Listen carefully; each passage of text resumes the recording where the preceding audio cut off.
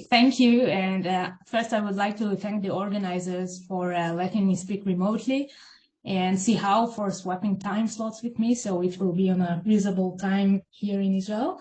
Unfortunately, I was supposed to be in person, but my flight was canceled. I was on the same plane as Sivan.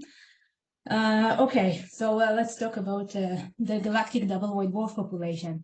Now, this talk has two parts.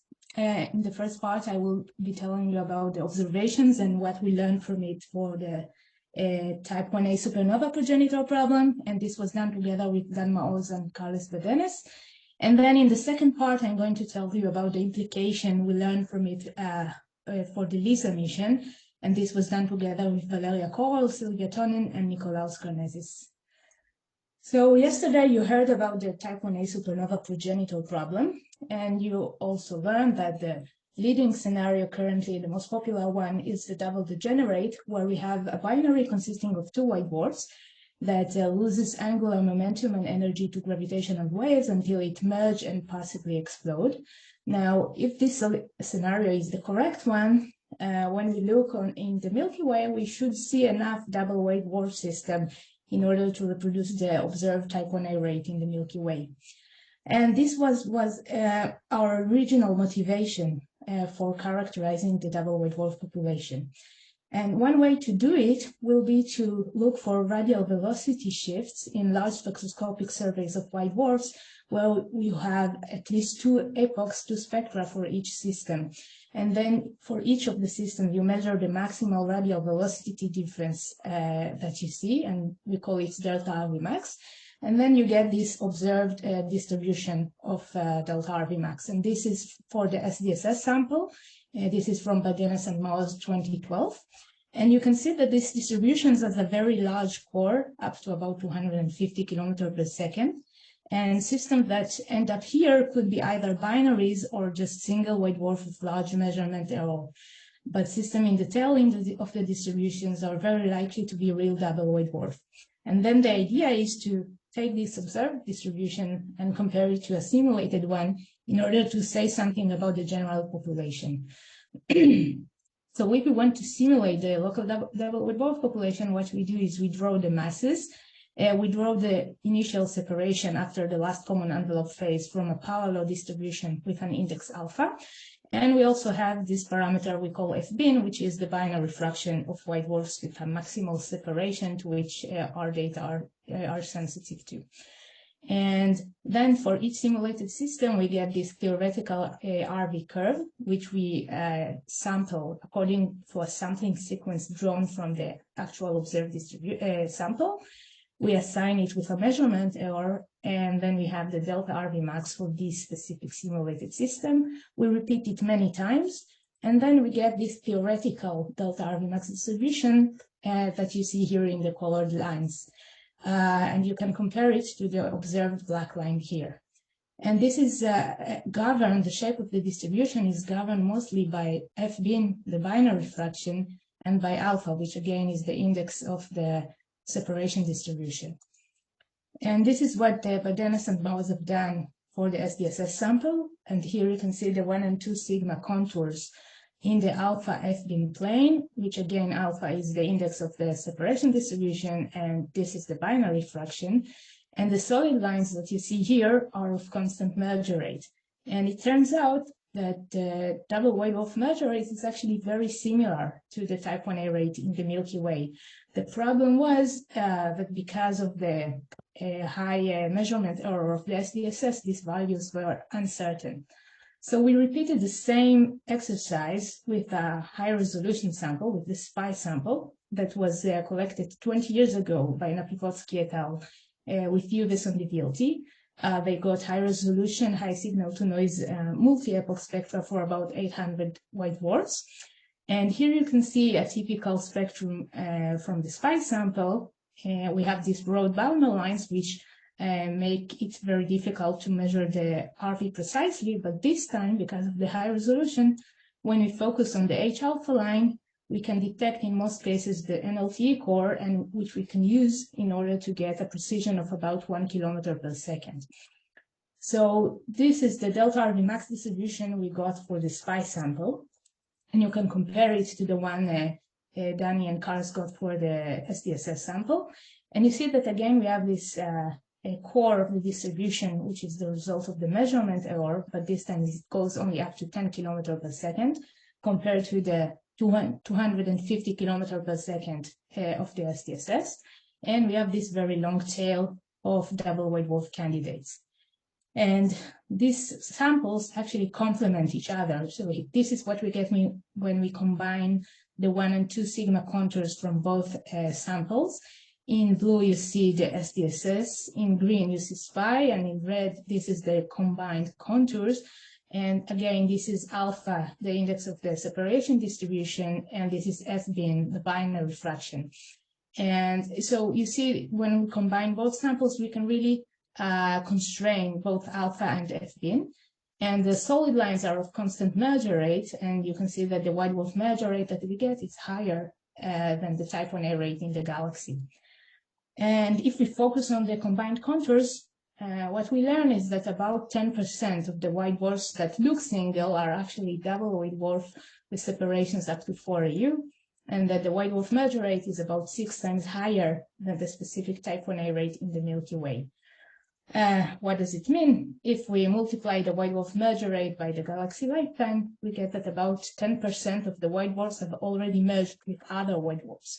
And if we consider that the type 1a rate is 6 times lower than the white dwarf merger rate, what we get is that about 15% of all double white dwarf merger should lead to a type 1a explosion, assuming this is the only channel to supernova 1a. And all those that haven't exploded make up about 10% of the white dwarfs that we see today. So about 10% of the white dwarfs should be double white dwarf merger products that didn't explode. And this implies that a very large fraction of the massive white dwarfs are actually double white dwarf merger products. And this is consistent with the Kilich talk from Monday, where he showed a different approach for this problem, and they saw evidence for a high fraction of double white dwarf merger products among the massive white dwarfs. Okay, now let's move on to the second part of the talk, where we focus on the LISA implications. As I said, double white dwarfs emit gravitational waves. So there is a question on how many double white dwarfs will LISA be able to detect. Now, if we want to answer this question using the known observed double white dwarf sample with a full solved orbital solution, we have a problem because this sample is really heavily biased, and it mostly consists of the ELM survey, which is biased towards lower masses. So we can't use it to say something about the general population. And this is why people have used binary population synthesis, or BPS models, in order to answer the question. And they arrive to numbers between 12 to 25,000 detectable double white dwarfs within the LISA band. And what we wanted to do is to use the results that I have just shown you based on SDSS and SPI, and take the parameters we got for the binary fraction and the separation distribution in order to predict how many white dwarfs will LISA see.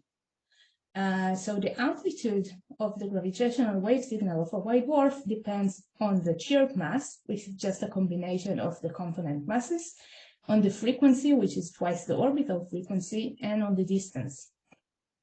And then what we did is we took the chirp mass distribution and the frequency distributions from the results of the previous study based on observations. And for the distance distribution, we took the same one that was used in previous BPS studies. And in order to tell how many double white dwarfs there are in the LISA band, we take the Milky Way disk volume multiplied by the white dwarf number density based on the 20 parsec sample from Holland et al. And we multiply it by the white dwarf binary fraction within the LISA band based on the first part of the talk, which it should be around 1%. And from this, we get about 26 million double white dwarfs in the galactic disk in the LISA frequency band.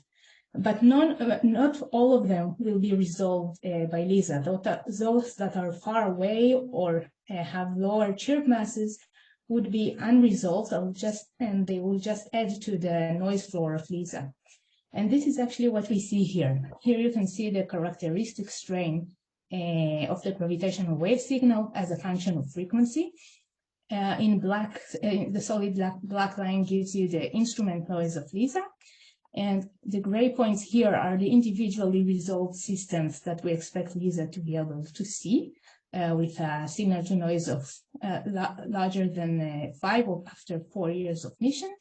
But the orange line here is the foreground noise that we expect from the unresolved system based on the observations. And you can see that the shape of the foreground noise is different from what people got from BPS studies, which is what you see here in the dashed black line. And this has actually implications to the things that LISA will be able to detect. So it's important to understand the properties of the population in order to better understand what LISA will be able to see and which science can be achieved with it. These are the distributions of the orbital separation, the frequency, the chirp mass, and the distance from both BPS and observation studies. In blue is from the BPS studies, in orange is from the current studies based on observations.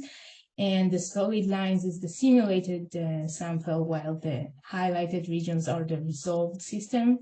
And you can see that the resolved systems trace the shape of the underlying population.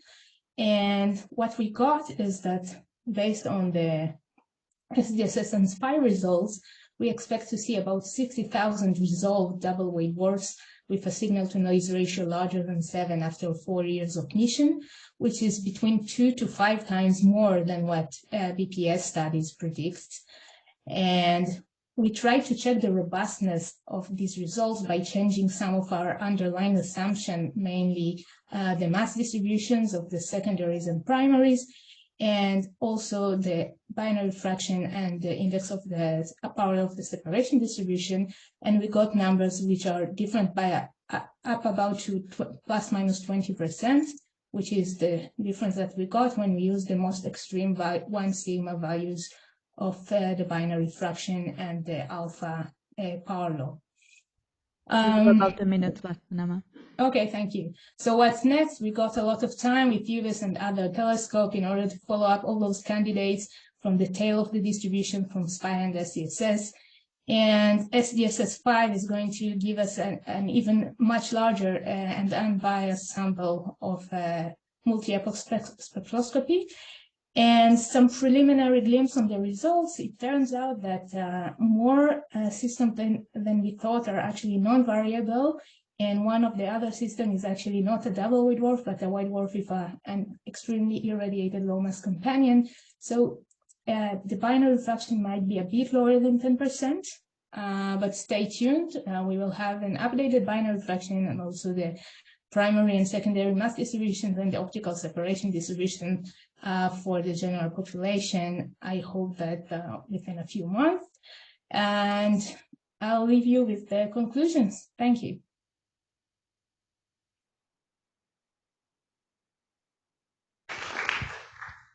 Questions?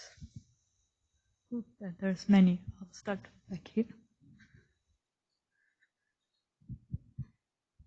Hi, Na'ama, this is JJ. Thanks for the great talk. I don't want to step on Valeria's toes, but I wonder how physically motivated having a single power law for the separation distribution is. If we know there are gaps at an AU or so, are there ways you can make that a little bit more complicated without adding too many free parameters to your fits? So actually within the LISA band, power law fits really well because this is just the part of the distribution which is governed by the systems that have already merged. So it's governed by the gravitational wave evolution. So the problem could be in larger orbital separation, as Valeria will tell us. But it could lower a bit the binary fraction. But we could test it. Basically, our work here was to show you that it is possible to use this kind of modeling based on observations in order to give you some estimates for LISA. And we can redo the analysis when we have a better understanding of the general population, which I hope we will have within like a year or so after I finish working on the follow-up data that we got.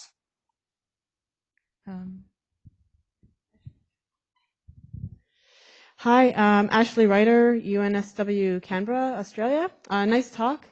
My question is more along the lines of the actual detection of gravitational waves with LISA. So as far as my understanding goes, which could be off, we would detect these double white dwarfs primarily through, for example, match filtering techniques or similar. And so that requires us to essentially know what we're looking for, right, before we can actually pull the signals out of the data.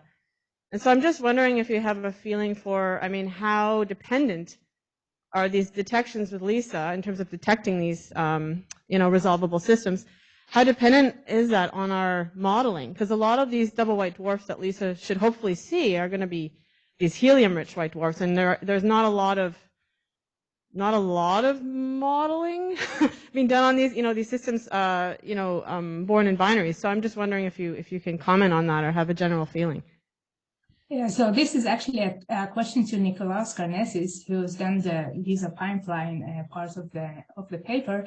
But we basically assumed a perfect subtraction of a perfect fit for each of the systems. So these are optimistic values for the noise floor and for the resolvable system. Maybe Valeria knows a bit more than that.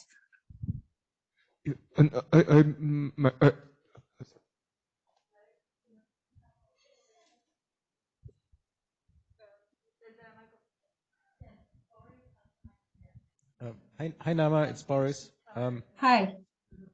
Just a kind of question that your bottom two boxes, 2 to 5 times more double degenerates and different shape for LISA. Could it be a problem for LISA for some other science areas, or is it just within the overall noise? So the resolved systems should be fine because if they are resolved, they can be removed. I think, but the different confusion foreground might obscure some of the interesting system. I'm not sure if in this level, if it's really affecting large numbers, other science cases for LISA.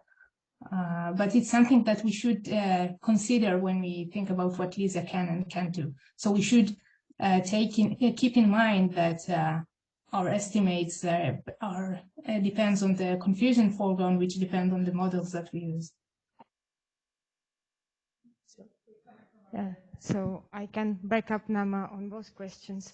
And to reply to Ashley's question, basically for white dwarf binaries, the signal is very easy because it's basically a monochromatic signal with slight shift for the highest frequency ones. But the biggest problem is to identify these binaries in the overall galactic confusion, because LISA will see all sources at the same time.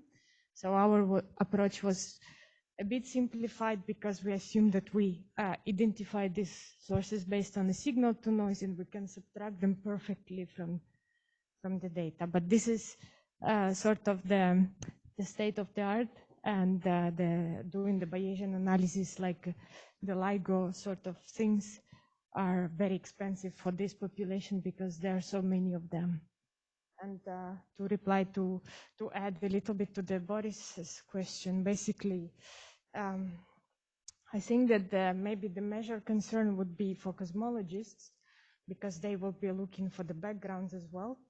And I mean, depending on how our background looks like, they may recover or not what they are looking for. So I think it's really important to nail it down so that we can enable other LISA physics. Actually, that pretty much covers. One quick one, Kremen. So I want to come back to your rate estimate. You're assuming the primary is 0.6 solar masses, but SPI has mostly found lower mass white dwarfs. And you showed an example from elements, for example. So what happens if the primary mass is 0.3 instead of 0.6? What happens to your rate estimates? And I don't know if that's what you're saying in your follow-up. Can you comment on that? Yeah, so are you asking it for the LISA part or for the merger rate? For the merger rate, which all impacts LISA part, obviously, but... Yeah, so actually for the LISA part, it's easier to answer because we did check, wait a minute. We did check what happens if we change a bit, if we shift a bit the mass distribution. So if we shift it by plus minus 1.1 solar masses, it only changes by a few percent. So the main change here is when we change the binary fraction and the separation distribution. So the effect on the results for the LISA part of the talk is not significant. For the first part of the talk, yes, it should affect our analysis. It should give us some less strong signal in some of the cases. The RV should be smaller. And we know that we have these biases in our sample, and this is why we are hoping to learn more from the follow-up and from redoing the experiment with the SDSS5 data in a few years. Yeah, but we do have these biases. Let's thank Na'ama again. Thank you.